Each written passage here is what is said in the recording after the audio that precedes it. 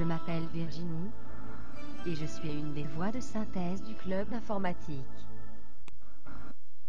Il y a eu d'abord le CD, abréviation de compact disc, pour les disques de musique lisibles sur un lecteur de CD de chaîne hi-fi. Il a remplacé le disque vinyle. Puis est arrivé le CD-ROM, abréviation de compact disc read-only memory, c'est une évolution du CD. Il a supplanté les disquettes dans la distribution des logiciels et autres données destinées à être lues par un ordinateur. Puis la gravure est devenue possible sur les ordinateurs. Dans la suite du diaporama, vous allez découvrir comment on grave un disque, ainsi que les différents supports de gravure. À bientôt. Les CD stockent des données numériques. Pour reproduire des 0 ou des 1, le laser brûle la surface du disque pour enregistrer des creux ou des plats.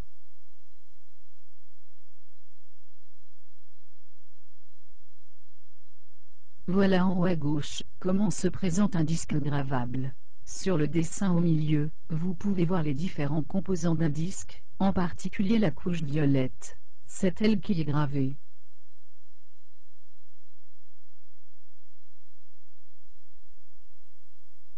Dans le cas d'un disque, R, non réinscriptible, le graveur chauffe un point de sa surface à l'aide d'une diode laser.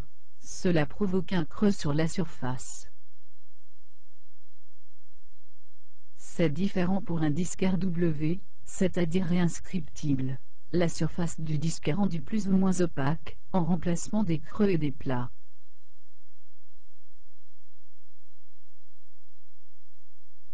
Pour graver, vous avez besoin, en A, d'un ordinateur, équipé d'un graveur, comme celui en B, et d'un logiciel de gravure, représenté en C.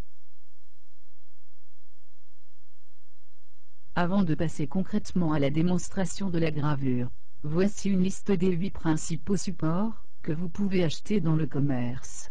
Je vous remercie de votre attention, et vous dis à bientôt.